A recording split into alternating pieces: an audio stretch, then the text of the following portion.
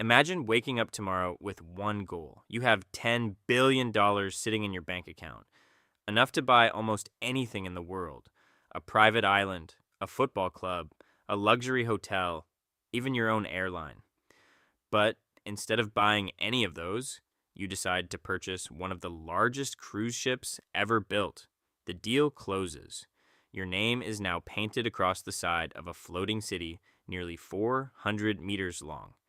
Every week, more than 6,000 passengers board your ship, along with another 2,000 crew members responsible for keeping everything running. As the ship slowly leaves the harbor, you stand on the bridge looking down at thousands of excited travelers beginning the vacation they've been planning for months. Some paid $2,000, others paid $10,000. The luxury suites cost even more. Looking around, the business seems almost too good to be true. Thousands of cabins, dozens of restaurants, swimming pools, bars, casinos, luxury boutiques, spas, excursions, photographers, internet packages. Everywhere you look, people are spending money. You quickly start doing the math. 6,000 passengers. Even if each person spends only a few $100s after boarding, that quickly becomes millions of dollars from a single voyage. Owning a cruise ship must be one of the easiest businesses in the world. At least, that's what you think. Then, your finance director hands you yesterday's operating report: fuel, crew salaries, food, maintenance, insurance, port fees, laundry, entertainment, water production, waste disposal, air conditioning, medical staff, security. You keep turning pages. The expenses never seem to end. Suddenly you realize something shocking. The cruise ticket itself isn't where the real money is made. In many cases, it's barely enough to cover the cost of getting passengers onto the ship. That sounds impossible. Why would anyone sell a vacation without making much profit? Because cruise companies understand something that most businesses never can. Once the ship leaves port, you can't leave. For the next 7 days, every restaurant, every drink, every excursion, every souvenir, every coffee, every casino chip, every photograph, every internet connection, every massage, every bottle of sunscreen, every forgotten toothbrush, every dollar you spend stays inside the same business. The ship isn't simply transporting customers. It's creating the perfect environment to capture almost every dollar they decide to spend. And that's where the real economics begin. Here's something most people never realize. Cruise companies don't actually want to maximize ticket prices. They want to maximize the number of people who step on board. That sounds backwards. Shouldn't higher ticket prices mean higher profits? Not necessarily. Imagine you own two identical ships. The first sails with every cabin sold at premium prices. The second sells cheaper tickets but fills every cabin. Which one makes more money? Most people immediately choose the expensive ship, but they're usually wrong. Because the moment passengers walk on board, something strange happens. The cruise company gains access to something incredibly valuable: their attention, their time, and their wallet. Unlike a city vacation, passengers can't simply walk outside looking for cheaper restaurants. They can't visit another casino. They can't order food from somewhere else. They can't drive to another shopping mall. The ocean quietly removes almost every competitor. For an entire week, your cruise ship becomes a floating monopoly. That's one of the most powerful business models ever created. Economists call this a captive market. Once customers enter, every purchasing decision happens inside your ecosystem. Even something as simple as drinking water becomes a business opportunity. Feel thirsty? Buy bottled water. Want faster internet? Upgrade your package. Need coffee every morning? Purchase the premium beverage plan. Forgot sunscreen? The onboard store has it. Everything is available at your price. But none of this happens by accident. The ship has been designed to encourage spending from the very first hour. Think about what happens after boarding. You don't immediately lock yourself inside your cabin. You explore. You walk through luxury shops. You pass multiple bars. Live music fills the air. Photographers offer family portraits. Cocktail waiters greet you with colorful drinks before you've even unpacked your suitcase. Every step has been carefully planned. The architecture isn't only designed for comfort, it's designed for revenue. And that's when another hidden business appears. The drinks. At first, unlimited drink packages sound incredibly generous. Pay once, drink all week. It feels like an amazing deal. But cruise companies didn't invent drink packages because they lose money on them. They created them because they know something about human psychology. The moment passengers buy unlimited drinks, they stop thinking about prices. Instead of asking, should I buy another cocktail? They ask, which cocktail should I try next? That tiny psychological shift changes everything. People consume more, stay longer in bars, order premium options, socialize more, and often spend more money elsewhere during the cruise. The drink package isn't just selling beverages, it's changing passenger behavior. And that behavior becomes incredibly profitable. But drinks are only the beginning. Walk through the casino after dinner. You'll probably see hundreds of people sitting at blackjack tables, roulette wheels, and slot machines.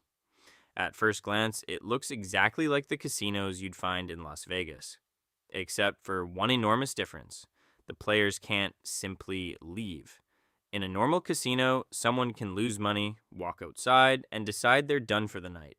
On a cruise ship, outside is the Atlantic Ocean. There isn't another casino across the street. There isn't another bar offering cheaper drinks. There isn't another restaurant competing for customers. Every form of entertainment belongs to you. That changes the economics completely. Then there are the shore excursions. Passengers imagine they're paying to explore beautiful islands. But behind the scenes, excursions are another carefully designed business.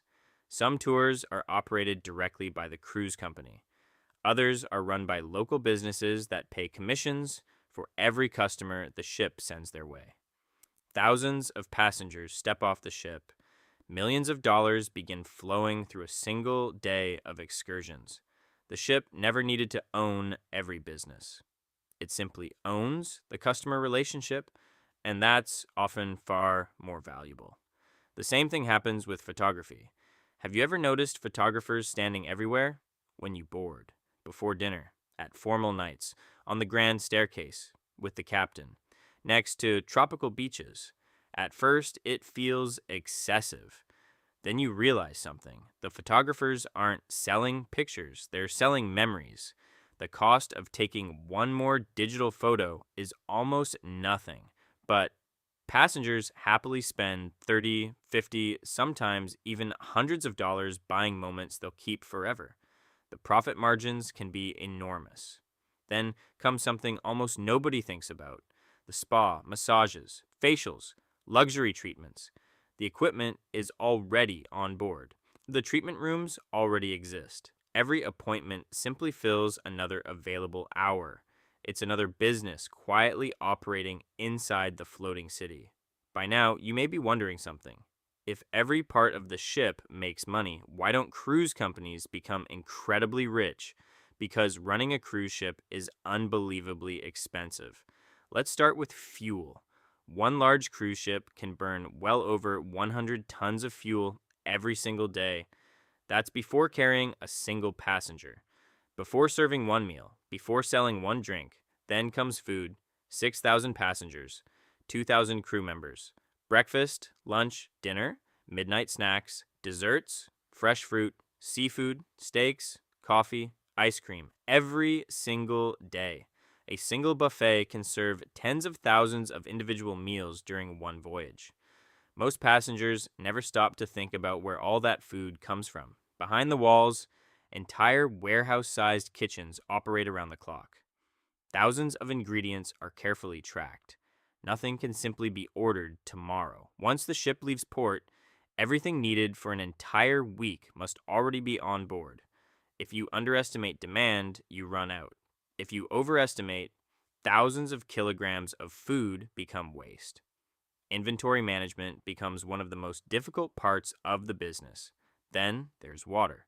Most people assume cruise ships simply fill giant tanks before departure. That wouldn't be enough. Modern cruise ships actually produce much of their own fresh water by removing salt from seawater.